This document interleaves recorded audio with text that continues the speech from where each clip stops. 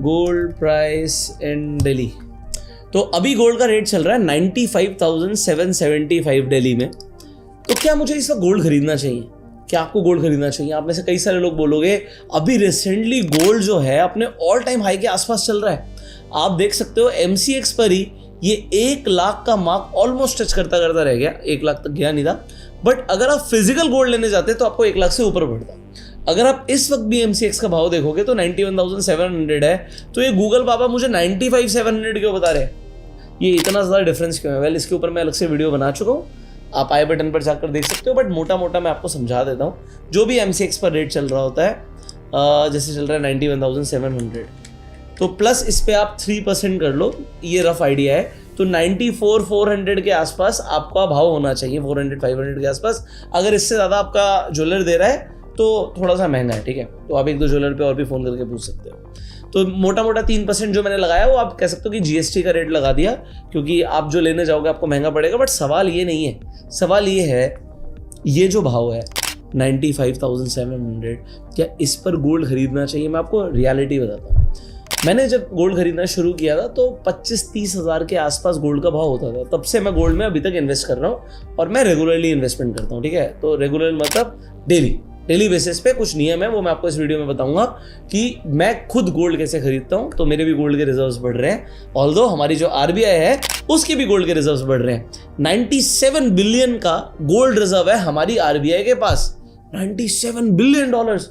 1 billion में कितने पैसे होते हैं? 8,500 करोड़ रुपया इंटू 97।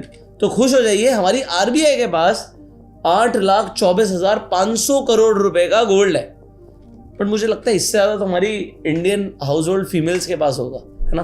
तो इंडिया के पास वो तो अकाउंटेड है नहीं कि कितना है, बट इंडिया के पास डेफिनेटली गोल्ड काफ़ी ज़्यादा, और गोल्ड में इंडिया में लोग रुचि भी रखते हैं। बट कई सारे सवाल हैं।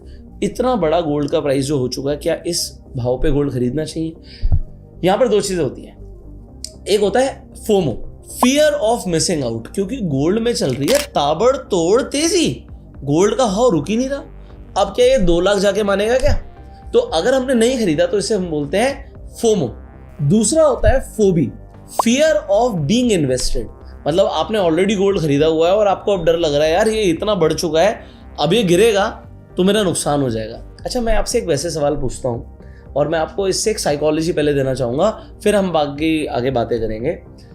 देखो, कोई भी एसेट क्लास के प्राइजेस क्यों बढ़ते हैं, इस पर मेरी अपनी ऑब्जर्वेशन क्या कहती है, वो ये कहती है कि जब तक लोग, सप्लाई डिमांड का गेम होता है सारा, जब तक लोग मार्केट में जाके कोई एसेट को बेचेंगे नहीं बहुत स्पीड से, तब तक उसके प्राइजेस में क्रैश नहीं आएगा। तो क्या गोल्ड के प्राइजेस में क्रैश आएगा? आपसे एक सवाल पूछ लेता हूँ, क्या आपके घर पर गोल्ड है? आपकी मदर के पास, आपकी वाइफ के पास गोल्ड होगा? थोड़ा बहुत होगा, ज़्यादा भी हो सकता है। इंडिया के अंदर अगर हम तमिलनाडु की बात करें तो हमारी तमिलनाडु एक ऐसी स्टेट है जिस पर हमारे पास सबसे ज़्यादा गोल्ड है पूरे इंडिया का। बट पॉइंट यहाँ पर यह है कि जब 1 लाख रुपए का ये भाव टच हुआ, क्या आप ज्वेलर के पास गए गोल्ड बेचने? ज़्यादातर हमारे पास जो गोल्ड है इंडिया के पास, या इनफैक्ट पूरे वर्ल्ड के अंदर अबाउट 50% गोल्ड जो है वो ज्वेलरी के फॉर्म में है। बट सवाल पहला, क्या लोग जब गोल्ड का भाव 1 लाख हो जाता है या यहाँ से और बढ़ेगा तो क्या गोल्ड बेचने चले जाते हैं, या जब गोल्ड का प्राइस गिरता है तो डर के मारे गोल्ड की अपनी ज्वेलरियाँ बेचने चले जाते हैं कि हाय और नुकसान हो जाएगा? आंसर है नहीं। और सेम रियल एस्टेट के अंदर भी होता है। आप जब किसी घर में रह रहे होते हो, आप क्या बार बार उस घर का रेट पता करते हो कि आज 2 करोड़ का है, कल 2.5 करोड़ का हो गया, फिर दोबारा से 1.90 का हो गया? क्या आप ऐसे चेक करते हो? आप नहीं करते। तो कोई भी एसेट क्लास को जब लोग होल्ड करके रखते हैं और बार बार उसके बढ़ने या घटने पर उसे बेचते नहीं है, तभी वो एसेट क्लास ऊपर जाती है। क्यों? क्योंकि सप्लाई लिमिटेड हो जाती है और डिमांड लगातार बढ़ती रहती है। इस वक्त जो गोल्ड की सबसे बड़ी डिमांड आ रही है वो आ रही है सेंट्रल बैंक्स की तरफ से। सो अगर आप देखोगे गूगल पर तो जो सेंट्रल बैंक्स हैं ग्लोबली, वो एक्टिवली इंक्रीज कर रहे हैं अपने गोल्ड रिजर्व्स को। पिछले कुछ सालों में, 3 सालों में 1000 टन गोल्ड उन्होंने ऐड किया अपने रिजर्व्स में, और इसमें सबसे ऊपर है पोलैंड, टर्की, फिर इंडिया, चाइना। ये सारे वो देश हैं जो अपने गोल्ड रिजर्व्स को बढ़ा रहे हैं। देखो, अनसर्टेनिटी तो है ही, अभी भी यूक्रेन और रशिया का वॉर पूरी तरीके से रुका नहीं है। इंडिया पाकिस्तान का थोड़ा सा टाइम आपने देखा कि जैसे अभी के लिए सीज फायर हो गया है, तो गोल्ड के प्राइस में आपने छोटा सा ड्रॉप देखा, बट क्या सिर्फ ये इकलौता कारण है जिसकी वजह से गोल्ड गिर रहा है? आंसर है नहीं। सो गोल्ड के बढ़ने और घटने के ऊपर बहुत सारे कारण होते हैं और सबसे बड़ा कारण होता है इंटरनेशनल डिमांड। तो इंटरनेशनल डिमांड की तरफ से गोल्ड के अंदर डिमांड सप्लाई का गेम है, तो गोल्ड के प्राइसेस फ्लक्चुएट करते हैं। अब यहाँ पर मैं आपको कुछ बहुत इंटरेस्टिंग दिखाऊंगा और इसे देखकर आपको आज मजा आएगा। तो ये है हमारा गोल्ड और निफ्टी का एक चार्ट कंपैरिजन। ये जो ब्लू कलर की लाइन है ये गोल्ड की लाइन है और ये ऑरेंज कलर की लाइन है ये निफ्टी की लाइन है। तो आपको दिख रहा है ओवर द ईयर्स दोनों बढ़ रहे हैं। कमाल की बात है, लोग ये जानना चाहते हैं कि किसका कंपाउंडेड एनुअल ग्रोथ रेट ज्यादा है। तो यहां पर अगर आप देखेंगे तो आपको दिखेगा 2006 से जो गोल्ड का कैगर है, जो CAGR है वो है 13.99 का, और निफ्टी का जो CAGR है वो है 12.15 का। इससे फर्क क्या पड़ता है? इससे फर्क ये पड़ता है कि अगर आप मान लीजिए 15,000 रुपया आप इन्वेस्ट कर रहे थे 20 सालों के लिए गोल्ड में, तो लगभग 2006 से अब 2025-26 आप 20 साल लगा लीजिए, तो 13.99 के हिसाब से आपने सिर्फ 36 लाख रुपए इन्वेस्ट करे होते हैं अगर आप SIP कर रहे थे। आप गोल्ड के म्यूचुअल फंड में भी SIP कर सकते हो। गोल्ड के ETFs की आजकल बहुत डिमांड बढ़ रही है। मैं आपको आज इस वीडियो के एंड में बताऊंगा कि सबसे सस्ता गोल्ड का ETF कौन सा है। वीडियो को एंड तक जरूर देखिएगा तो आपको समझ आएगा कि अगर आप गोल्ड के ETF में म्यूचुअल फंड में SIP करते तो आपके 36 लाख रुपए इन्वेस्ट होते हैं, बट आज आपके पास गोल्ड होता 1.8 करोड़ रुपीज का, मतलब आपके गोल्ड की वैल्यू होती 1.8 करोड़ रुपीज। बट यहीं पर अगर किसी ने निफ्टी में इन्वेस्ट किया होता 2006 से ही, तो निफ्टी ने 12.15% की रिटर्न दी है, तो आपके पास होते पूरे 40 लाख रुपए का, 1.4 करोड़ रुपीस। तो गोल्ड में इन्वेस्ट करना स्टॉक मार्केट में इन्वेस्टमेंट करने से भी बेहतर हो गया। वेल ऐसा लॉन्ग टर्म में नहीं है, 2006 से डेटा है, लॉन्ग टर्म में तो स्टॉक मार्केट आउट परफॉर्म करेगी, बट अभी गोल्ड मैसिव रिटर्न्स दे रहा है। पिछले 5 सालों में गोल्ड का जो CAGR है वो 18.73% का है, निफ्टी का 15.52% का है, 10 सालों में 13.14%, निफ्टी 11.71, और 15 सालों के अंदर भी निफ्टी को गोल्ड आउट परफॉर्म कर रहा है 12.05, 11.17%। तो गोल्ड पिछले 15 सालों से डोमिनेट कर रहा है, बट क्या आगे करेगा? क्या गोल्ड के अंदर बड़े करेक्शंस आते हैं? चलो ये सब भी आज आपको इस वीडियो के अंदर दिखाते हैं। सो यहाँ पर मैंने गोल्ड के 2 चार्ट खोले हुए थे। एक ये आपको गोल्ड का चार्ट दिख रहा है, आपको एक ये गोल्ड का चार्ट दिख रहा है। फर्क क्या है? ये जो गोल्ड का प्राइस है ये हमारे इंडियन करेंसी के अंदर है और ये USD के अंदर है। बट होता क्या, हमारी इंडियन करेंसी डिप्रिशिएट करती है तो गोल्ड की रिटर्न्स आपको ज्यादा दिखेंगी। मैं आपको एग्जाम्पल दिखाता हूँ। हमारे पास MCX का डेटा है 2016 से, ठीक है, तो ये 2015 आ गया ऑलमोस्ट। तो 1 अप्रैल 2015 से चलते हैं और यहाँ पर भी 1 अप्रैल 2015 पर चलते हैं। ये रहा 15, ओके, ये रहा 1 अप्रैल, ओके, ये मंथली चार्ट्स हैं। सो मैं बिल्कुल यहीं से गोल्ड की रिटर्न्स कैलकुलेट करके आपको दिखाता हूँ तो मज़ा आएगा आपको। सो नियर अबाउट अगर मैं यहाँ से देखता हूँ तो गोल्ड ने यहाँ पर USD के अंदर जो रिटर्न दिया है वो 196% का दिया है, बट अगर आप यहाँ पर देखेंगे गोल्ड का रिटर्न तो आपको दिखेगा गोल्ड का रिटर्न कुछ 286%। तो ये डिफरेंस क्यों है? ये डिफरेंस इसलिए क्योंकि हमारी इंडियन करेंसी भी डॉलर के कंपैरिजन में वीक होती चली जाती है, तो आपको गोल्ड की रिटर्न थोड़ी सी ज़्यादा दिखती है, ठीक है। अब हम हिस्ट्री में देखते हैं कि गोल्ड के अंदर जो बड़े बड़े फॉल्स आए हैं कितनी बार आए हैं। यार ये डेटा देख के तो आप और हैरान हो जाओगे, क्योंकि मैं खुद देख रहा था कि भाई 50% से बड़े फॉल कितनी बार आए हैं। तो यहाँ पर जो डेटा है ऑलमोस्ट 1970s से है। सो 1970s से गोल्ड बढ़ता चला गया और ये बीच में फिर छोटे छोटे फॉल्स आए हैं, बट जो बड़े फॉल्स आए हैं उन्हें हम यहाँ पर देख लेते हैं। सो ये जो एक फॉल दिखता है आपको, ये 1973 के अंदर आया था। इस फॉल के अंदर गोल्ड कुछ 28% गिरा था। उसके बाद यहाँ पर आप देखते हो टॉप से गोल्ड गिरा, ये जो गिरा था ऑलमोस्ट 48% गिरा था, बट उससे पहले एक बहुत ताबड़तोड़ तेजी आई थी गोल्ड में। 48% का पहला करेक्शन आपको यहाँ पर दिखता है, दूसरा करेक्शन आपको यहाँ पर दिखता है, और ये जो करेक्शन है ये ऑलमोस्ट 67% का है, ठीक है। ये सब हम बहुत पुरानी बातें कर रहे हैं, ये 1983 1985 की बातें हैं जो 67% गोल्ड गिर गया। बट हिस्टोरिकली जो कुछ अमेजिंग डेटा है वो मैं आपको बताना चाहूँगा। अब ये गिर गया और ये बढ़ा नहीं, ये काफ़ी टाइम तक नहीं बढ़ा था। आप अगर देखोगे ये जो रिटर्न्स हैं 2004 के बाद आनी शुरू हुई थी, तो ये जो लाइफ टाइम हाई गोल्ड ने USD के कंपैरिजन में बनाया था ये यहाँ पर जाके तोड़ा। बट इसमें एक इंपॉर्टेंट चीज़ है जो आपको लोग नहीं बताएंगे, वो ये है कि यहाँ पर जो गोल्ड ने ऑल टाइम हाई बनाया था उस टाइम पर गोल्ड स्टैंडर्ड चलता था, मतलब जो डॉलर था that was backed by gold. उसके बाद ये गोल्ड स्टैंडर्ड्स उन्होंने हटा दिए थे, यूएस ने, आपको पता है, उसमें सारी कंट्रीज ने धीरे धीरे करके गोल्ड स्टैंडर्ड को हटा दिया। तो हम इस डेटा को इतना रिलेवेंट नहीं भी मान सकते, बट उसके बाद ये जो फॉल्स हैं ये सिग्निफिकेंट है ही नहीं।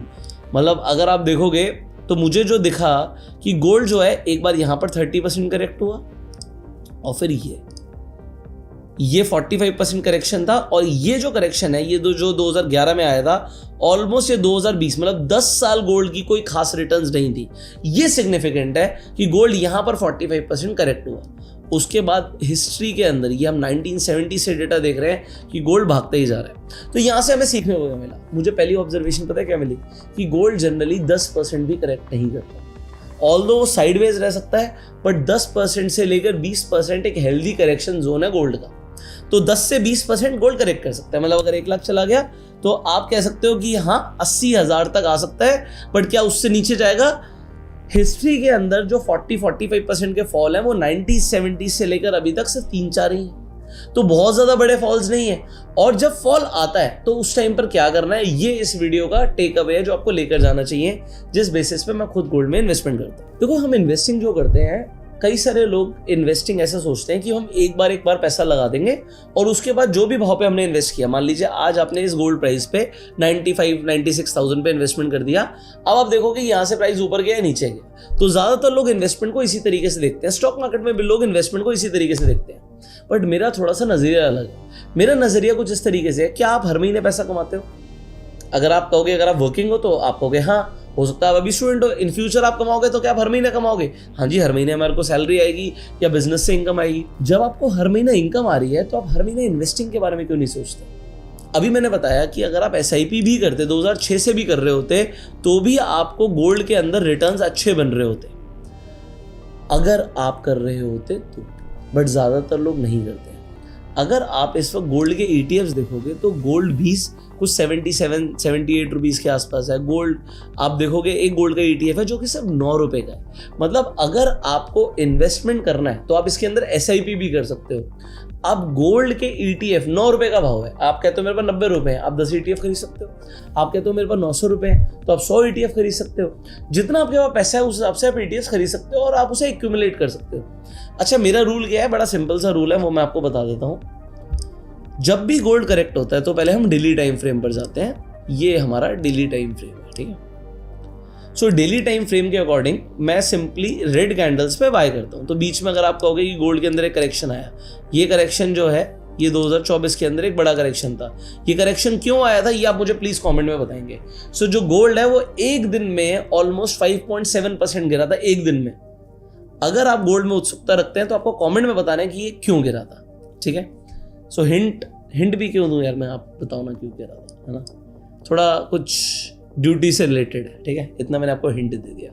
तो अब ये जो गोल्ड गिरता है इन रेड कैंडल्स पे आई बाय।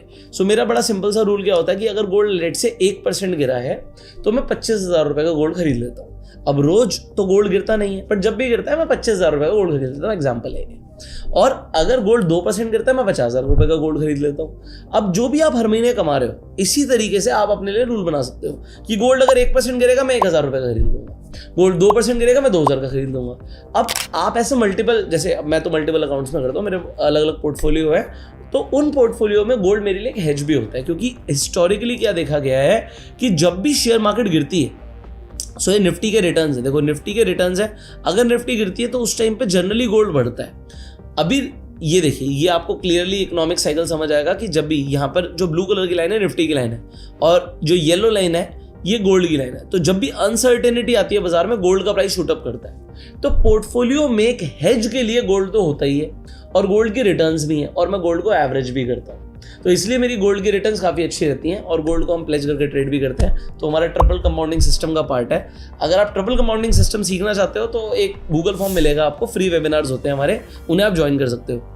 और अगर आप गोल्ड के ETF में इन्वेस्टमेंट करना चाहते हो, SIP करना चाहते हो गोल्ड के अंदर, तो आप फ्री में जाकर अपना डीमेट अकाउंट खुलवा सकते हो। लिंक आपको डिस्क्रिप्शन और पिन कमेंट में मिल जाएगा। आपका जब डीमेट अकाउंट खुल जाएगा तो आप रेफर एंड अर्न करके भी एफिलिएट इनकम अर्न कर सकते हो। तो अगर आप एक स्टूडेंट हैं, अभी आपको लगता है कुछ एक्स्ट्रा इनकम मुझे चाहिए, तो अगर आप डीमेट अकाउंट खुलवाएंगे आप रेफर अर्न करके भी पैसे कमा सकते हैं। सो पर अकाउंट लगभग आपको 500-600 रुपये मिल जाते हैं, तो वो काफ़ी अच्छा। अगर आप 10 लोगों को रिकमेंड कर देते हैं आप 5-6 हज़ार रुपये कमा सकते हैं। और डीमेट अकाउंट जब आपके पास है तो आप SIP कर सकते हो, म्यूचुअल फंड में SIP कर सकते हो, ETF खरीद सकते हो, आप ट्रेडिंग कर सकते हो। तो ये सब तो आपको बेनिफिट्स मिलते ही हैं। सो लिंक डीमेट अकाउंट का भी डिस्क्रिप्शन पिन कमेंट में है। यहाँ पर ये समझ आ रहा है कि अगर हम अपने पोर्टफोलियो में, अगर आप ETF का भी पोर्टफोलियो बनाते हो तो उसमें आप गोल्ड ETF भी रख सकते हो। तो अगर मार्केट के अंदर अनसर्टेनिटी आती है तो गोल्ड के प्राइसेस शूट अप करते हैं। बट एक चीज और है, ऐसा जरूरी नहीं कि अगर मार्केट बढ़ रही है तो गोल्ड नहीं बढ़ेगा। अभी यहाँ पे रिसेंटली हमने क्या देखा, पेंडेमिक के बाद गोल्ड भी बढ़ रहा था और मार्केट भी बढ़ रही थी, तो ये दोनों साथ साथ भी जा सकते हैं। बट वर्स्ट केस के अंदर अगर मार्केट 50% करेक्ट कर जाएगी, जरूरी नहीं कि गोल्ड करेक्ट करे। अब कई सारे लोग इंटरनेट पर बोलेंगे गोल्ड 30% 40% घट जाएगा, किसी को नहीं पता मेरे भाई। अगर उन्हें पता होगा ना, वो गोल्ड के फ्यूचर्स एंड ऑप्शंस में ट्रेड कर सकते हैं। सो गोल्ड हमेशा आप समझो हिस्टोरिकली 10 से 20% ज़्यादा करेक्ट नहीं करता है। अभी भी गोल्ड थोड़ा बहुत करेक्ट कर चुका है। तो अगर आप इन्वेस्टिंग का सोच रहे हो, ये देखो, अगर आप इसके अभी जो इसने हाई बनाया था ऑल टाइम हाई से हम देखें तो इसने ऑलमोस्ट 8.5% का लो लगा दिया, विच इज़ फाइन। हमें गोल्ड थोड़ा सा नीचे दिख रहा है और हमें पता है हिस्टोरिकली 10-20% ज़्यादा करेक्ट नहीं करता है। रियल केस में हमें देखा 40% का करेक्शन है। तो अगर मार्केट में गोल्ड गिरता हुआ हमें दिखता है, प्राइस गिरता हुआ दिखता है, that's a time to accumulate gold. आपके पास गोल्ड होना अच्छी बात होती है।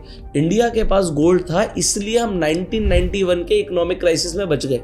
हमने उस टाइम पर, आप देखिए इंटरनेट पर आपको मिलेगा, 47 ton gold bank of England को भेजा था, 20 टन ऑफ गोल्ड हमने स्विस बैंक को भेजा था, क्योंकि IMF से भी जो फंडिंग मिली थी वो भी सफाइस नहीं थी। हम 3 हफ्ते तक कंट्री को नहीं चला सकते थे। हमारे देखो हुआ क्या था 1991 के अंदर, सोवियत यूनियन जो है वो अलग हो गया था। तो that was the biggest reason कि जिससे इंडिया को ये सोवियत यूनियन के अलग होने से जो हमारे कॉन्ट्रैक्ट से एक्सपोर्ट के वो सब इफेक्ट हुए थे, तो हम एक क्राइसिस में चले गए थे। तो हम पेमेंट्स में डिफॉल्ट कर सकते थे, तो हमें IMF ने उस वक्त पैसा दिया जैसे भी पाकिस्तान को दिया ना, बट हमारे पास गोल्ड था। तो हमें $600 मिलियन उस वक्त हमने रेज करे थे। तो उस टाइम पर गोल्ड ने जब इंडिया को बचा लिया तो हमें और आपको तो बचा ही सकता है। So keep on investing in gold यार। हम हर बार गोल्ड को खरीदने के बारे में सोचते हैं, गोल्ड के बढ़ने पर हम बेचने के बारे में नहीं सोचते, इसलिए क्योंकि ये साइकोलॉजिकली मैंने आपको बताया कि ऐसा एसेट है जिसे लोग बढ़ने पर बेचते नहीं है, तो इसके प्राइसेस शूट अप कर सकते हैं इन फ्यूचर में। बाकी टेक्निकल एनालिसिस हम फिर किसी और वीडियो में करेंगे। तब तक के लिए आप चैनल को सब्सक्राइब कर लीजिए, बेल आइकन पे क्लिक कर दीजिए, like this video, share this video. You go self made and जय हिंद।